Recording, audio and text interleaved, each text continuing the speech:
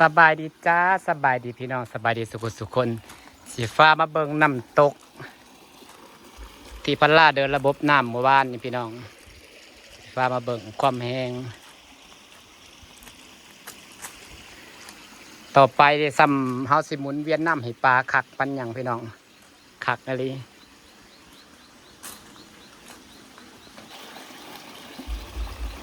ใดมันแห้งก่อนเป็นใดท่อใหญ่นี่แหละคัดต่อบัดมือบัดเว้นเพื่อสิแล้วกับเพื่อสิ่งนี้แหละพี่น้องจ๋าให้น้ำไว้ว่าพอแบบว่าฮอดหน้าฝนเพราะน้ำเป็นลายนะฮะสิเปิดแบบเปิดให้น้ำมันหมุนเวียนเห็นแต่ว่าตัวให้ม้าให้ปลามันไข่นะเพราะมันมีน้ำหมุนเวียนแบบว่าคือน้ำไหลคืออย่างนั้นสินะปลามันก็สิหมักประจักน้ำผุประจักน้ำตกพี่น้องบ้างครับว่า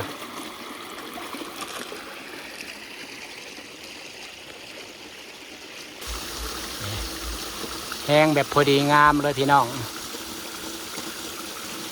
แต่ว่าถ้าให้น้ำมาฮอดพี่นั่งกระสิบเปิดแห้งแบบนี้หรอเดี๋ยวนั่งทดลองซื้อพี่น้อง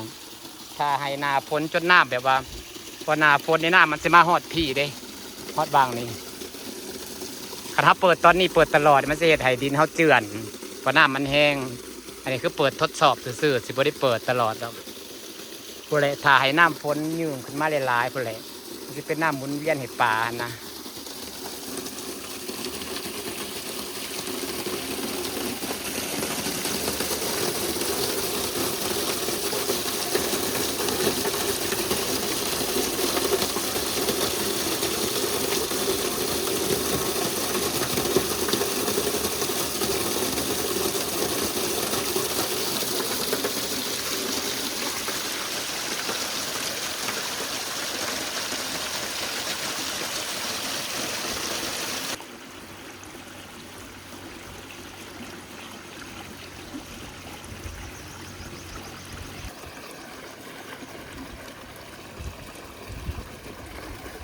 สัมปลาสิหมักสัมปลาสิใหญ่ไว้พี่น้องเพราะมีน้ำตกหมุนเวียนมันแบบว่าเขาหลอกมาในมีแบบเป็นน้ำตกน้ำอย่างปลามันก็สิเล่นมันก็สีไข่ว่าน้ำใหม่มีน้ำผุมีอย่างสินะ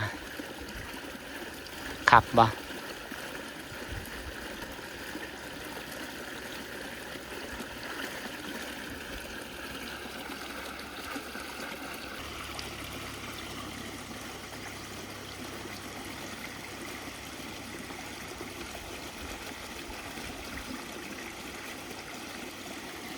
ถ้าไปดองส้มน้ำตกผลงานของพันล่าว่านี่เป็นเศษบดเงินหลายบาทเติบละ2-3 พันพี่น้องเอ้ยเขาให้เป็นระบบน้ำแบบนี้ก็ดีได้เขาหลอกปลาให้ปลามันใหญ่ไว้ปลาแพร่พันธุ์นะ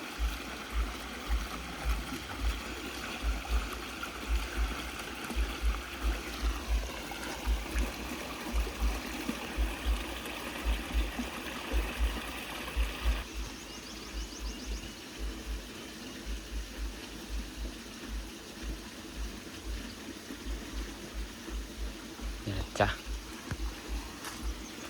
ความพยายามที่ไหนความสำเร็จที่นั้นนะต้องเก่งสุดอย่าง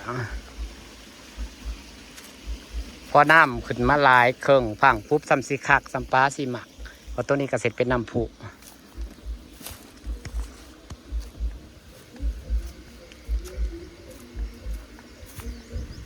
คันเปิดก๊อกคักๆนะพี่น้องความแห้งไม่ต้องเอ่ยถึงก่อนเป็นปั๊มใหญ่เด้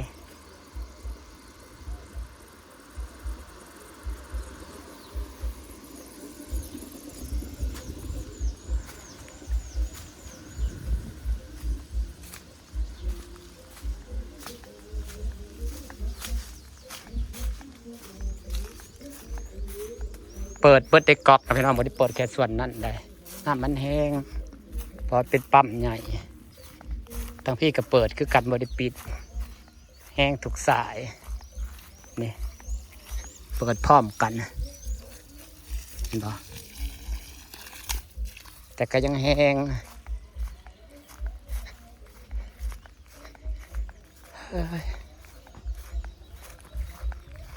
ทางนี้ก็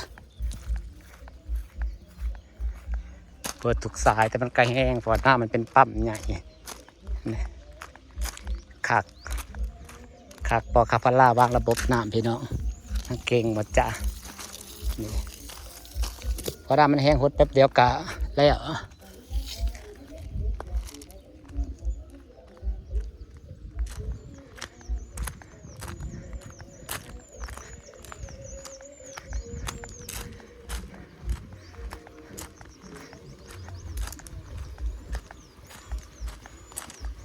เขาได้ดำหมุนเวียนให้ปลาแล้วเกษตรน้ำพุแห้ง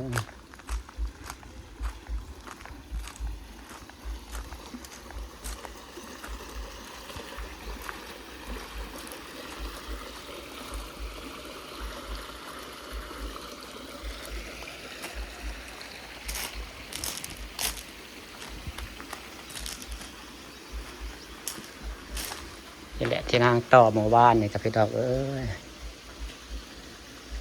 ต่อไปดาก็จะเอาตรงนี้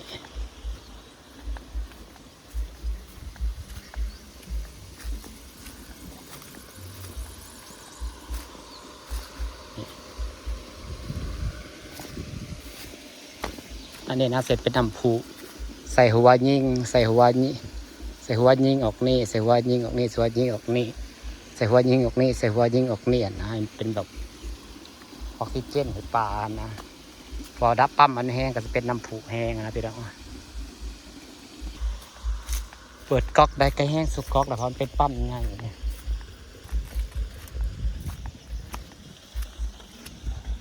พาพี่น้องชมต่อว่านมันขึ้นเป็นธรรมดาพี่น้องก็เสียแล้ว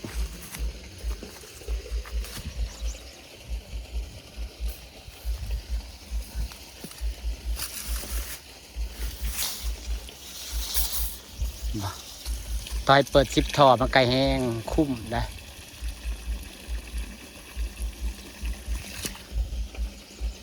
วันนี้นะก็เสียหดพักแล้วไว้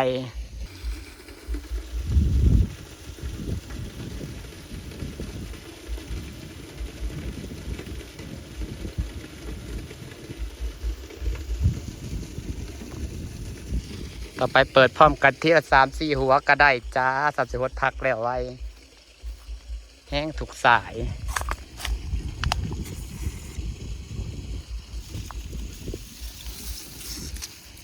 แห้งถูกสายสุดยอดก่อนหน้าจะลงทุน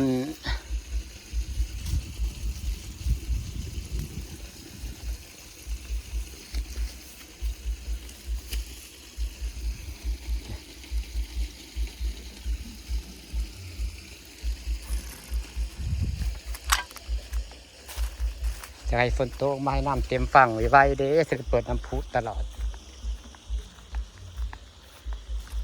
หลอกปลาให้ปลามันไข่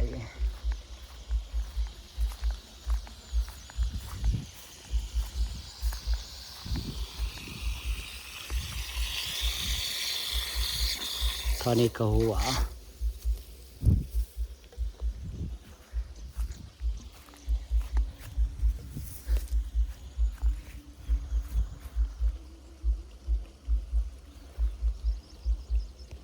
นี่แหละจ้า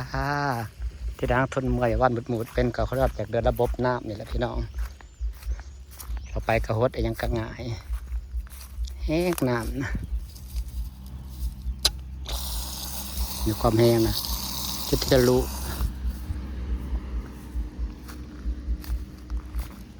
ฝากบรรยากาศไปเรื่อยพี่น้องพารีวิวไปนี่พาเบิ่งน้ำตก